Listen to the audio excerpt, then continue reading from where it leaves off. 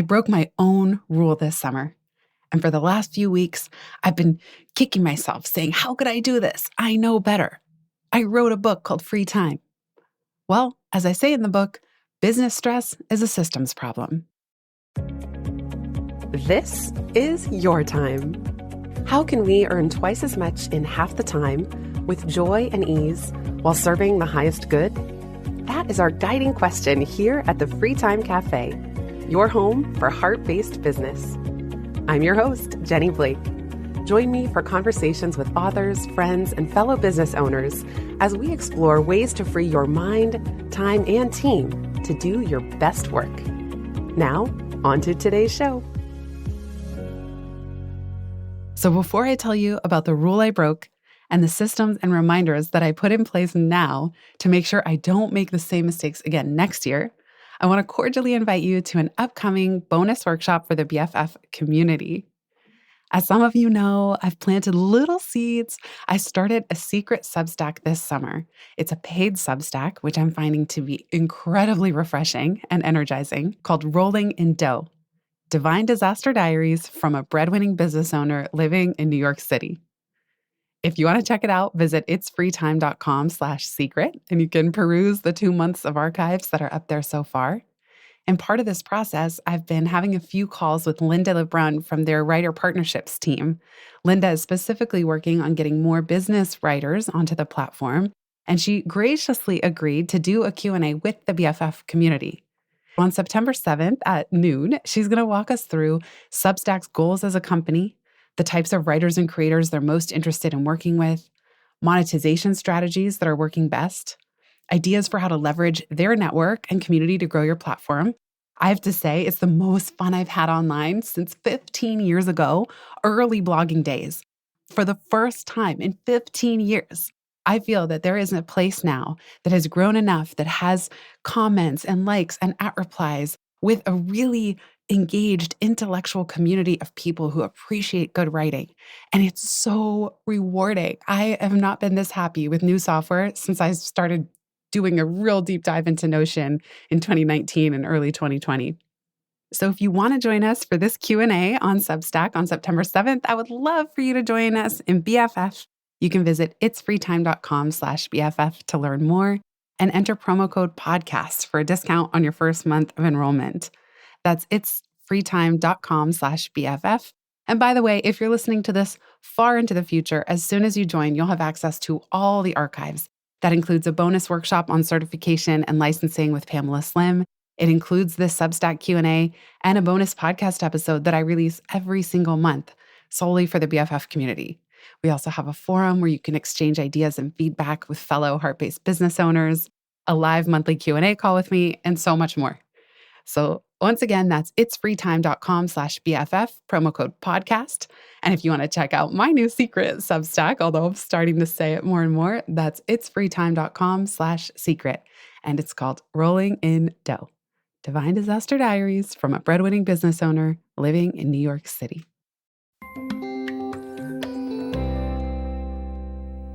Now, back to my big business mistake. I mean, there's much bigger mistakes that could have been made, but this is one where I should have, could have known better. It's mid-August, and I have a podcast interview scheduled for 1 p.m. That is prime time for summer sun. I live in New York City. My office is already a sauna. I'm sweating. The sun is beating directly down through the windows because my office happens to face south. So as the sun moves towards setting in the west, my office just becomes increasingly unbearable. And fellow podcasters will know that you can't turn on AC during an interview, or of course the mic is going to pick that up, the jangling and clinking and clanking and noises of the AC or even a fan. Some of my friends have even taken to recording with an ice pack sitting in their laps. And on this day, I had forgotten about that technique. So I take a big, deep inhale as I turn off the fans in my room. I bring in my ice water where the cup is already sweating onto my desk, and I close the windows. And I just brace myself for the Bikram yoga of podcasting, saying, never again will I do this, where here I am in the middle of a swelteringly hot afternoon, no fans, no AC, and I need to sit here. Thank goodness I don't keep video on when I record podcast interviews, although increasingly everyone else seems to be doing that for, quote, content on the socials. I just told myself I have to remember my own rule next year. That rule? No meetings in August.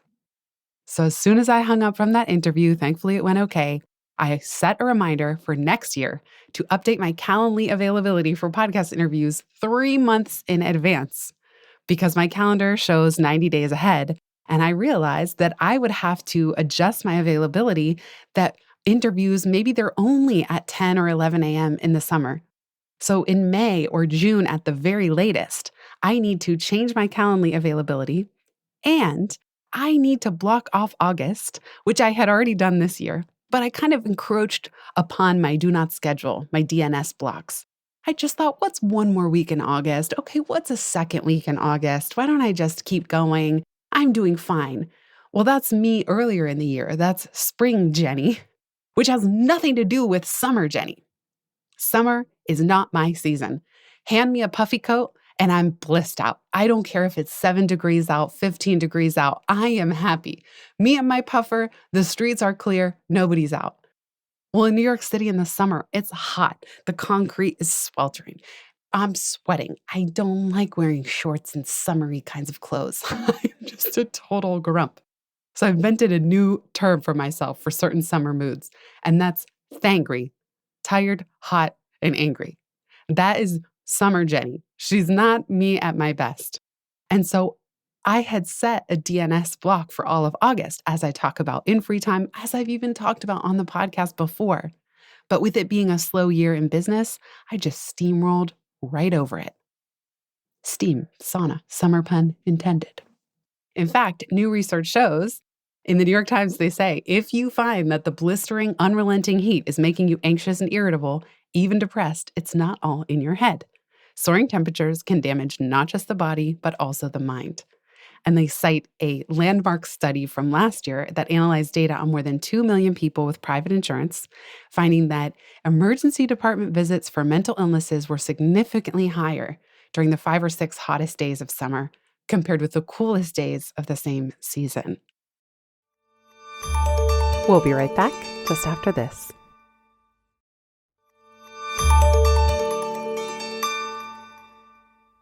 So there is another reason that we're cranky, or at least I am, I'll speak for myself, crankier in the summer, and that's that it disrupts our sleep. In our quirky New York City apartment, we actually have a small staircase that goes up to a bedroom and a bathroom and a tiny terrace. So we have this upstairs nook. It's almost like, kind of reminds me of a treehouse in our apartment. Oh my gosh, if you think my office is a sauna, the bedroom is horrendous. Every night I climb the stairs in the summer and I go up and it's like I already can't breathe when I'm halfway up the stairs. By the time I'm in there, Michael and I turn 2 fans on and open a window and we can barely stay asleep through the night because the AC units are broken. No matter how many thousands of dollars we've thrown at them, nothing seems to help. And the quote I got to replace them all entirely was over $25,000. So for now, we're just sticking with it with these summer make-do strategies. But the research shows that people fall asleep later and wake up earlier on warmer nights, that the quality of their sleep is poorer. So imagine that this could exacerbate other conditions that you might have. And the research showed that it negatively affects psychiatric disorders, suicide risk, memory, mood, and cognitive function. So my fangry moods are a thing. And I'm only realizing now as I was preparing for this episode that it's not just me, that the data actually supports this as well. This episode comes out on September 1st, but no matter when you're listening, even if it's far into the future, consider it a PSA of sorts. Block off next August, right now, the entire month. Set a daily recurring do not schedule block and do not let yourself schedule over it. I am telling you what I need to hear again, because even though I've done this in the past, this summer I got a little sloppy with my boundaries. It's been a slow year overall business-wise, and I just let myself encroach into the first week of August and the second week of August. And by the time that third week hit and I had that last podcast interview of the summer, I was so ready to be done. I was angry. I wasn't sleeping well. I was sweating. The house is hot. And I just thought, Jenny, I got to get this right next summer. I have got to do this better. Look back on the last few weeks. Wouldn't you have rather been outside and playing? Nobody wants to be sitting indoors all day in the dog days of summer at the very tail end when everyone else you know is out on vacation. Here on the East Coast, summering is a verb.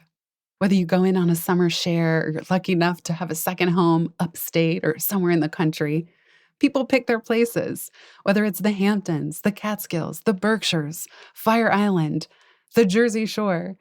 Everyone else is off and away. You don't want to be the only one cooped up inside, sitting in front of your laptop. And again, if you sit and reflect on the last few weeks, I guarantee you wish you probably had fewer meetings and commitments than you did. The other good news is that most of your clients are going to be as well. I mean, that's kind of the good news and the bad news of peak summer is that everyone else is traveling. So your business, your potential clients aren't even really back until the fall. You're also going to want to conserve energy so that when the fall frenzy ramps up and everyone does start getting back in touch to do business with you, or you get your kids back to school, you actually have the energy reserves to do it. Because if you steamroll right over your own summer, which is especially easy to do when you're self-employed and running your own business, you won't feel rested going into that fourth and final quarter of the year. I really took a page from my European clients when every August, every single person that I would work with, my point of contact, was so disciplined. We would start wrapping up our work together at the end of July, and they would just say, we'll be back in September. They didn't email me during August. They didn't schedule meetings. They were completely committed, and it was a cultural expectation that the entire company, let alone most of the country, takes the entire month of August off. Now, in Europe, sometimes they stagger, where some people take the month of July off, some people take August. But I was doing some research on this, and there's a 1989 paper from historian Gary Cross who explains, the title is Vacations for All, the Leisure Question in the Era of the Popular Front. He writes, one of the ironies of the 1930s was the democratization of the summer vacation in Europe. While neither the 40-hour week nor other proposals for economic security were successful, holiday with pay won nearly universal acceptance. The vacation was not merely mass escapism as Europe prepared for war. Rather, the paid holiday was a deeply felt social need, which after the war became one of the most valued entitlements in Europe. The mass vacation appealed to both the cultural right and the left. The holiday with pay reflected a consensus that modern work required compensatory leisure in the form of extended periods of time to recover lost values of family and community. Americans are the worst at taking vacation. When you work for an employer, we are the ones that leave the most vacation days on the table. And when you work for yourself, well, I don't have to tell you, sometimes we're our own worst boss. So the good news is that especially if you have international clients, they won't be expecting much from you. And your future self will be so grateful if you do what I failed to do this year and truly, truly not only block August off and make sure that all your scheduling systems reflect that, but that you also stick to it and that you don't let yourself steamroll over those precious end of summer days. You hereby have full permission to claim your big free time blocks for next summer now. I'm telling you right now, when you finish listening to this episode, set that daily DNS block for next August and don't let yourself schedule anything over it.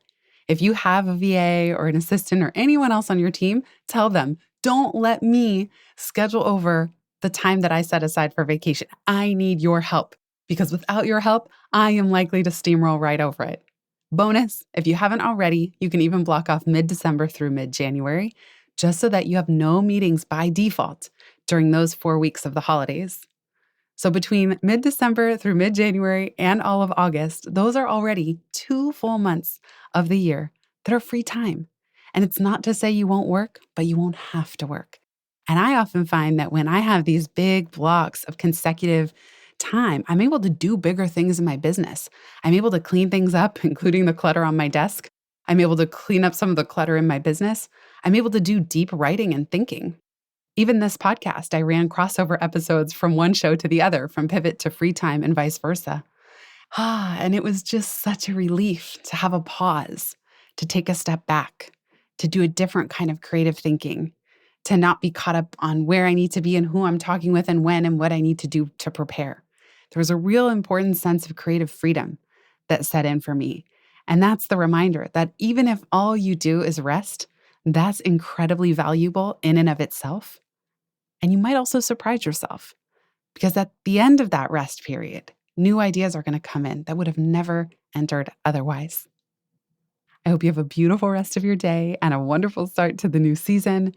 Or if you're listening far into the future, whatever season we happen to be entering, thank you so much for being here. And I hope you have a beautiful rest of your day. If you've listened this far, you get a gold star. Thank you. Word of mouth is the most joyful way we can grow this show, and it helps us land interviews with the luminaries and insightful guests that you would most love to hear from. Please send this episode to a friend who might find it helpful. And for show notes and related links from this episode, visit itsfreetime.com. While you're there, make sure you're subscribed to the Time Well Spent newsletter.